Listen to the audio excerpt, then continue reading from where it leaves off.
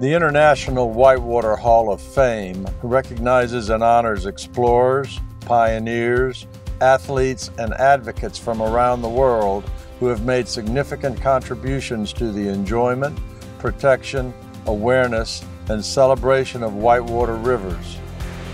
Beginning with the class of 2005, IWHoF has celebrated individuals from Australia, Belgium, Canada, Costa Rica, the Czech Republic, France, Germany, Luxembourg, New Zealand, Slovakia, Switzerland, the United Kingdom, and the United States. Nominations are submitted through IWHoF affiliate organizations. A panel of knowledgeable whitewater paddlers narrows the field to determine who to include on the ballot. The voting electorate, which makes the final selections, represents paddle sport competitors, instructors, manufacturers, retailers, outfitters, and past inductees from across the globe. The IWHoF accepts nominees year-round. To nominate a deserving individual, visit IWHoF.org. The International Whitewater Hall of Fame is the central program of the World River Center, formed in 2019, and partners with the American Canoe Association to facilitate the Hall of Fame induction process. It is our honor to present exceptional individuals whose personal commitment, skill, and love for paddling have contributed significantly to the healthy state of our sport and an exciting future for all who enjoy rivers.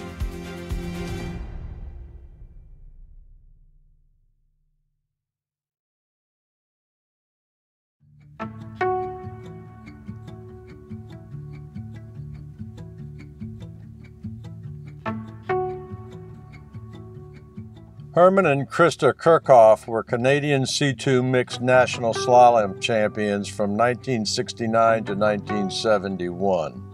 In August 1972, they opened Madawaska Canoe Center in Ontario on the Madawaska River, with an interest in promoting slalom racing. MKC was modeled after European ski schools with 5-day courses, taught by top-level instructors, excellent food, and a great atmosphere. Throughout the 1970s, they brought the highest level racers, notably world champions from Europe, as instructors.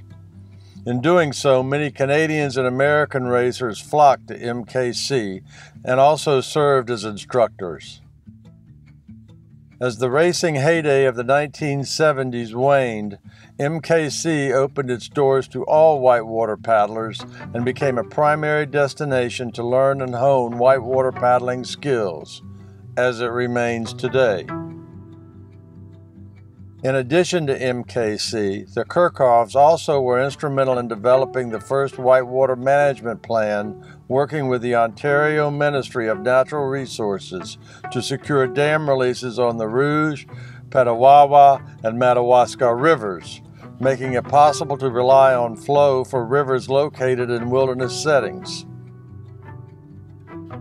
This was a personal interest of theirs and served the public years ahead of what are now familiar arrangements for recreation river releases in other countries. They worked to secure and maintain public access. In 1981, they founded Isle Rafting on the Ottawa River, for which they purchased land to use as an access location, but made it available free to everyone.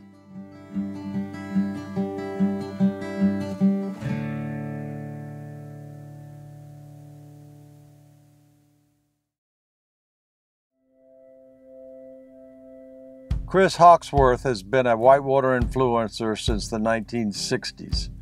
He has contributed to the whitewater community as a pioneering expedition leader, competitor, equipment innovator, and manufacturer, filmmaker, lecturer, national facility developer, and recognized weir safety specialist.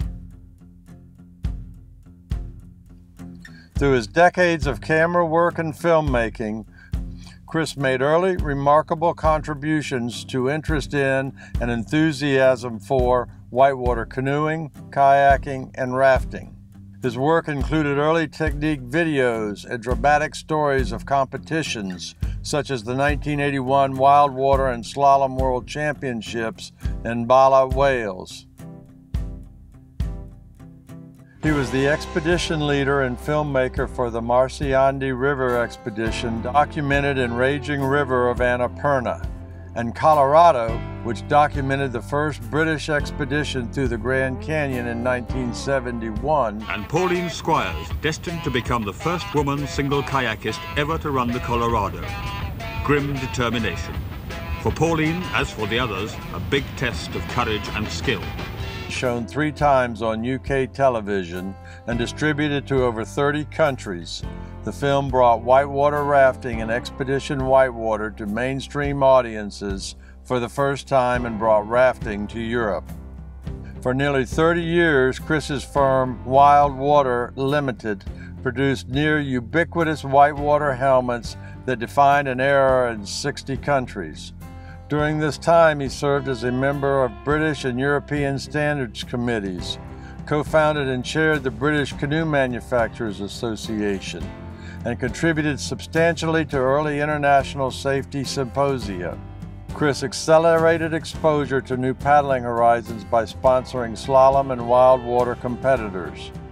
In his home region, Chris was the driving force behind the development of England's premier dam release whitewater facility at the Washburn.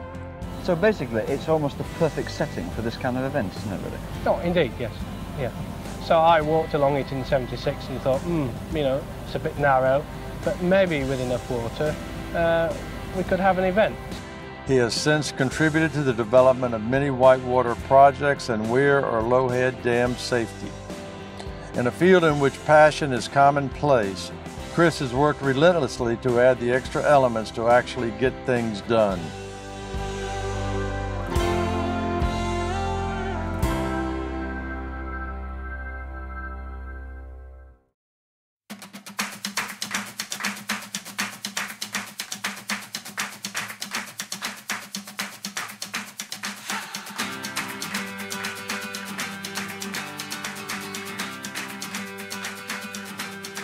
Joe Pulliam's life has been dedicated to whitewater, beginning with a strong love of rivers and the people he paddled with, and guided what became the whitewater industry.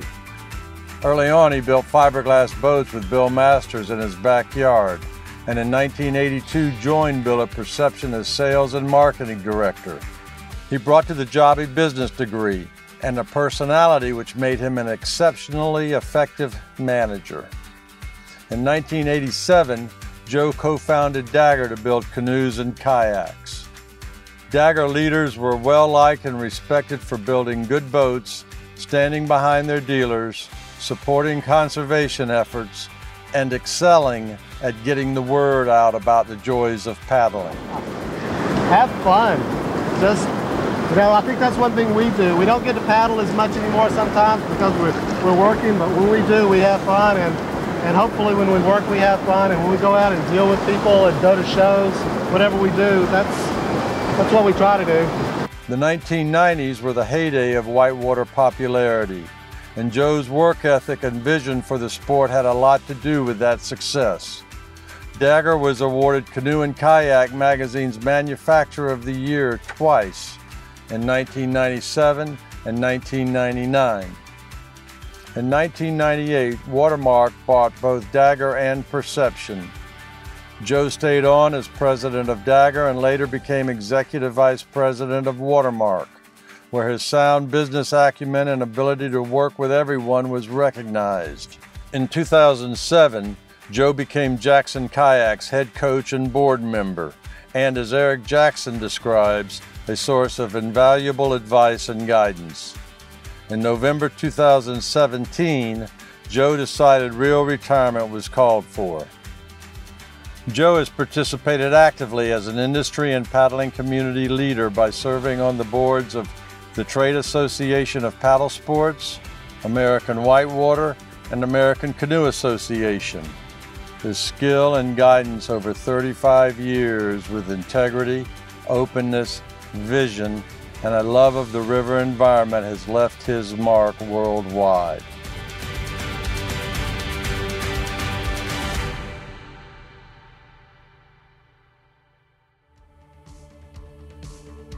The individuals honored here have been chosen to excel at living, working, training, and playing on and in support of a commitment to life through whitewater. We should all be so lucky as to know their passion and see through their lens. The World River Center and its International Whitewater Hall of Fame is proud to acknowledge the work, passion, and vision of these honorees and congratulates them on their legacies. Help celebrate these individuals, as well as their fellow International Whitewater Hall of Fame inductees, by congratulating those you may meet and nominating others you feel deserve a similar place of honor.